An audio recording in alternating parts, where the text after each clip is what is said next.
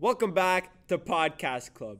Today, you're here with the president, Daniel Zeka, Vice President Braden Chow, Mr. Conte, and Mr. Karakashian. The topic of this month is mental health and preparing you for the exam season. Thanks for tuning into the pilot episode, and we hope you enjoy.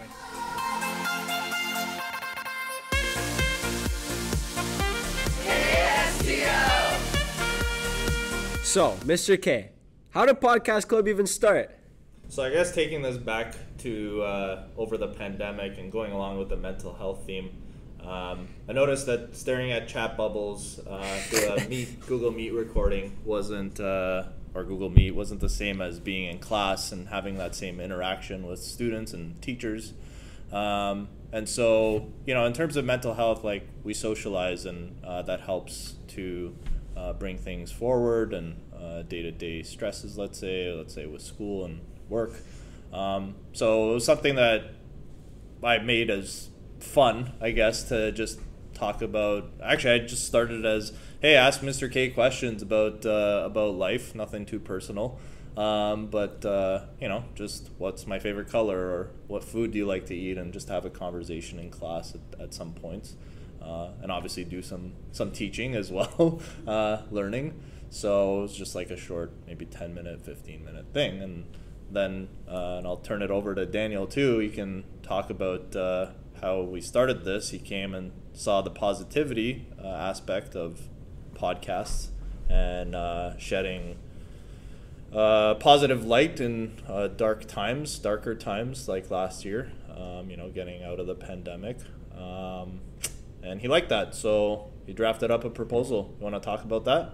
Yeah, so I love the idea of going out on a Friday, listening to a podcast in Mr. K class. It always kind of set me off in a good mood. So with the proposal of this club, we wanted to do kind of the exact same thing. With monthly podcasts to come, we hope to achieve kind of a communal feel amongst the STL community. We want to kind of unite both our members and the rest of the school with something to look forward to, something to kind of appreciate in our community. So for me, I personally never really got into podcasting until recently when Daniel came up with the idea, and I was like, that's something that I've never tapped into, and it's actually something that I've really enjoyed. Something that I've started listening to is true crime podcasts, because they're pretty interesting, to be honest. And so this whole new world of media has opened up to me, and I feel like it's a great way to share information, and is what we are hoping to do with this podcast that you're listening to. Yeah, and what was interesting to me was, I started the game at St. Theresa a little late this year, but I heard many awesome things about the school. So when I first got here and Braden approached me about co-joining or co-running the podcast club, I was skeptical at first because I had no idea about anything to do with podcasts, but I'm glad that I stepped aboard, because it's something that's it's like a nice way to connect with the community and not just be the serious math teacher all the time, but be a little bit more, see students in a different way and make different connections with different people throughout the school. So I think it's a way to unite people as well. And the fun part too, playing some music on the side maybe. Braden probably liked that this year. He joined into my class this year, and Daniel was in it last year. Mr. Conte seen a little bit of it too, I think. Yes. And that's he likes when you play Taylor Swift only. And it's a fun part to it, putting on the sunglasses, looking like the Bitmoji a little bit, get some fun into it, get some course applications, even real world applications, things like that. There's lots of potential for it. So, we hope you enjoy the upcoming episode, especially going along with exam season coming up, and something to help everyone. Hello, STL. Welcome to our segment with Catherine, Arshida, Sharina, Courage, and Joanna, where we will be talking to our very own teachers at STL about mental health and preparing students for exams. Here is our interview with Mr. Azar from the math department. When you were taking exams, and from what you've seen your students doing, how are you able to combat stress?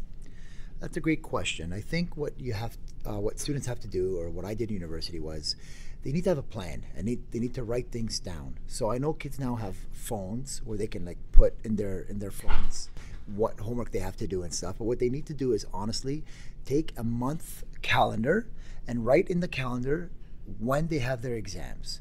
Also write when you have certain commitments, or if you have dance class, or if you have soccer practice. Write it all down in the entire calendar of the month. Look at that month at a glance and just look at it and you'll see there's a lot of space. Do you have any advice on like balancing different courses and different like workloads? Yeah, it's very important that when, like I said, when you have that calendar, you write on that day, let's say Thursday, and it's on that little box, and you say, I'm going to spend 2 hours on math, 2 hours on science. You know what's coming up during the week or the week after. And it's really important that that if you write it down on the paper, you must do it. But what's very important is to also write down on the calendar, spend 1 hour and a half walking my dog or going for fresh air. And if you do that, if you follow your calendar to a T, you will be very, very successful, and it will alleviate a lot of stress. Yeah. Thank you so much. I think that's a great strategy. I also like write stuff too, and write it down. Helps me a lot. Get Thank it off you. your head. When it's in your head, you worry about it. Thank you, Mr. Azar, for that very helpful piece of advice. And now we have Mr. Azar. Mr. Azar, did any habits help you de-stress and still be successful when you were taking your exams? Yes, definitely. I think there's like a 3-part strategy that I like to share with my students as well, because I found that it was really helpful. So the first part would be the things we know, like eat well, sleep enough, exercise. Like we know all those things. So that's like the easy one, right? The second one would be, how do you best prepare? Most people tell you, you need to study hours and hours and start, a week before, 2 weeks before. But if that doesn't work for you, that's okay. So it's know yourself, right? I know that my own, learning style was sometimes not to prepare 2 weeks in advance. Sometimes I worked really well under pressure last minute, and it worked for me. So I think your thing would be to know yourself as a learner. Some people need to carve out little chunks beforehand, chunks of time to study a couple weeks before, 10 minutes here, 10 minutes the next day. For some people that works, and for some people it doesn't. So know yourself would be the second one. And the third one is I mean, it may be hard to hear, but it's the truth. Like, you have to accept that there is going to be a certain level of anxiety. I actually, I studied psychology in university, and my thesis was about finding anxiety levels that optimize performance. So no anxiety, low performance. Too much anxiety, low performance. There is a middle ground. So you do have to kind of accept, like, you are in a stressful situation. You need to study, you're worried about marks. So there will be a little bit of anxiety there, and that's okay, and you're going to work through it, and you will, come out the other end, regardless of how you do. You're going to be okay.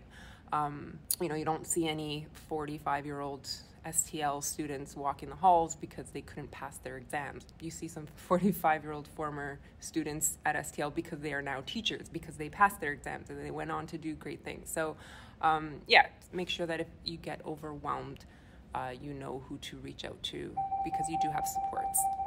Great, thank you so much. Thank you, Mr. Azabasco. That was very insightful. And I never knew that she studied psychology. That's really awesome. Anyways, and last but not least, we have Miss Kashera, who, in my honest opinion, is like one of the coolest people ever. Here we are with Miss Kashera, our very wonderful drama teacher, and thanks for having me. So we have some questions for her. So Miss Kashera, what was your experience with the stressful task of having to run a play by yourself? And the pressure of keeping everything organized? What did you learn about coping with stress and having to organize all of that? So especially as a teenager, I had to really cultivate what it meant to not be so stressed. It took me a little bit of time, even as a young adult in university, to start appreciating the fact that no matter what's happening during the day, whatever is stressful, tomorrow's a new day. You always have an opportunity to take another stab at it, you could say, to give it another shot tomorrow. And sometimes that point where you just need to go to bed, right? Stop studying for that test. You're maxing yourself out. And the next day, even if you have to wake up a little bit extra early, try your best to just put it away for the day, give it a rest, and have fresh eyes the next day. That was very well said. Do you have any tips on perhaps how to perform well under pressure? I do. I actually have a little screenshot here from the York Catholic District School Board. And when I saw on their mental health Instagram page this little graphic. It really spoke to me because it's a lot of the things that I try to practice. So if you're having a bad day, remember you're human. That's one of them. You are less than perfect. No one is perfect. It's okay to feel like that. If people are, in your zone and it's messing you up a bit, you can always ask for personal space, or if you have to take it on your own, take it. Putting yourself first. I know that sometimes we're the type of people that sometimes when we're overachieving, I know that I suffer from that too sometimes when I just want to do it all. But you do have to put yourself first and give yourself that grace. And the last thing is that it's okay to make mistakes. That's how we learn. And I think, especially I've seen with my students in my classes, we want to get it right the first time and be perfect. That's not how we learn, right? It's those experiences, the messiness of learning and making mistakes and coming out the other end with much more knowledge and security in our skills. Thank you. Thank you so much for that. And that wraps it up for our segment of the podcast. Thank you for tuning in. Hello, everyone. Welcome back to Podcast Club Episode 1 on our topic about mental health. Today, we have a special guest. Her name is Miss Jordan from the York Catholic District School Board Mental Health Office. How are you doing today, Miss Jordan? Doing great. Thanks for having me today. Thank you for coming. So my name is Braden, and beside me I have Daniel here. And today we're just going to ask you a few questions, all right? Perfect. So our first question was, personally, how do you view mental health? That's a really good question. I don't think anyone's asked me that in this job of mine. So I would say for me, mental health is a state of well-being that helps people to cope with everyday stresses in life. With good mental health, you can realize your abilities, you learn well, you work well, you can give back to your community also with good mental health. It helps us to be able to make good decisions and have healthy relationships too. How should a stressed high school student deal with mental health, for example? Well, that's a good one. And we've been talking about this one a lot recently because this is really top of mind for all of our students, in particular our high school students. So I guess the first thing I would think about is what are the common stressors for high school students? Well, school, as we know, homework, and then add exams on top of that, which for our grade 12 students, they would be the only ones in the building who have even seen an exam in their first semester of grade 9. For everyone else, it's brand new. Then add in extracurriculars, add in your social life, add in relationships, maybe pressure from home, a part-time job. So there's a lot to be stressed about. So what advice would I give to help manage all of that?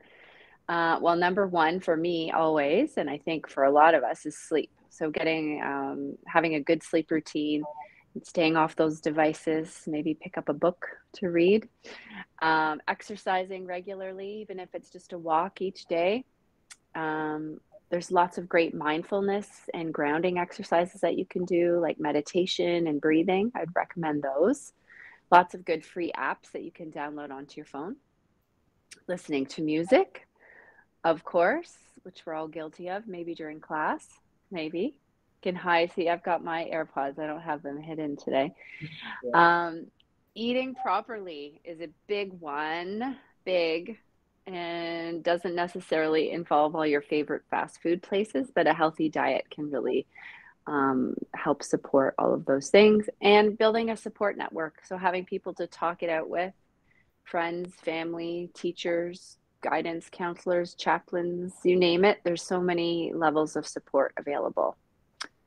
So to add on to that question, does the school board have any plans to maybe implement more mental health awareness in the education system? Yeah, so there's a lot of amazing things going on at the YCDSB. And we rely very heavily on our teachers and our students to continue with all of this good work. So currently we have mental health ambassadors in every high school, students and teachers. Some of the things that I've been seeing them do recently is, The St. John's ambulance has gone in to visit. They brought in their therapy dogs, and the students can make a donation, and they get to hang out with a very friendly dog. Some of our schools have implemented a Mindful Mondays or a Wellness Wednesdays. And I would say all of these things have really come out of the initiatives that the boards put forward to build our mental health team.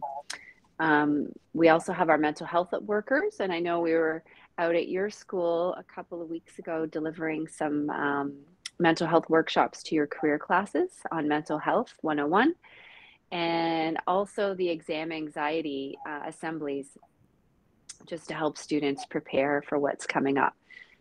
And then what else do we have coming up this year? I'd say in the spring, we have a big symposium planned for our mental health ambassadors to celebrate all the work that we've done. And I feel like each day we keep on adding more and more initiatives, and it's growing fast, and it's really exciting to see what's going on. Miss, so I have a question about the mental health ambassador program. So if somebody, let's just say listening to the podcast, wanted to get in on this initiative, how would they be able to do so?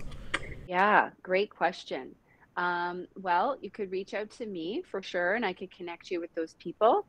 I know some schools, they have their mental health ambassadors, and they've actually turned it into a council or a club.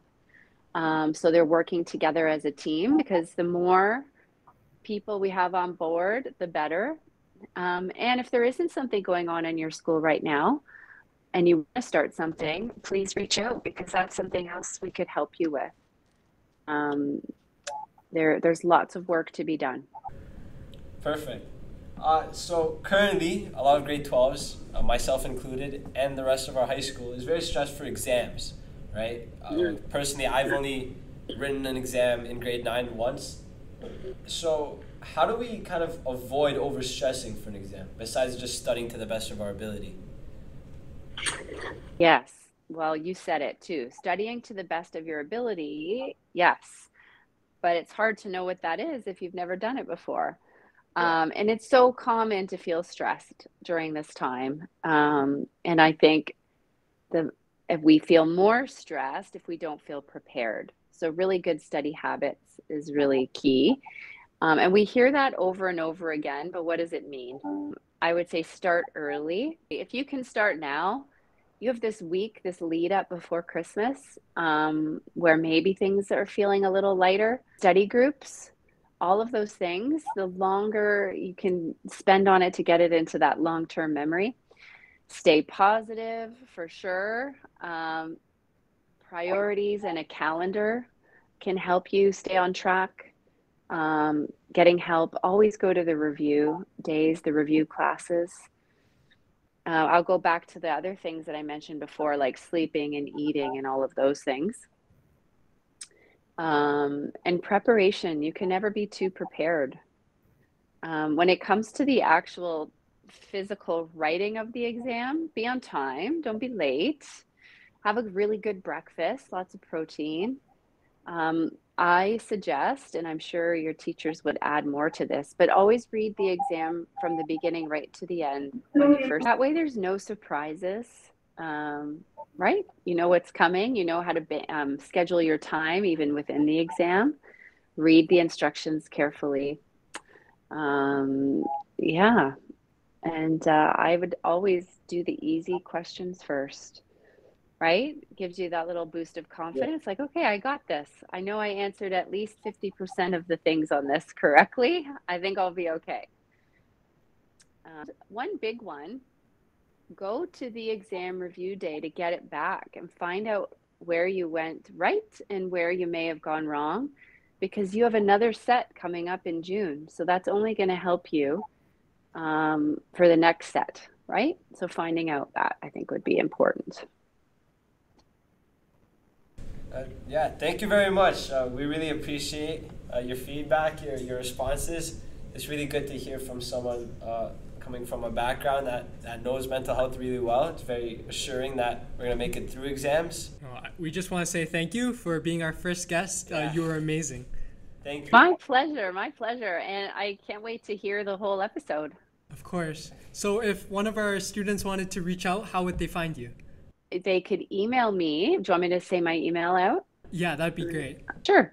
It's Renee, Renee Jordan, Jordan, at ycdsb.ca. And as I'm saying it out loud, I'm realizing that students won't be able to email me at that address. So it would have to be my K-12 account. K-12. Yeah, so add a K-12 at the end of the YCDSB, just like you email your teachers. Sounds good. Once again, we want to thank you. Have a great day. Thank you. Now that was awesome. It really goes to show that each of us will embark on different journeys, but most importantly, we will all make it. We will all reach our goals in some fashion. Thank you for listening, and see you on the next episode of our podcast club.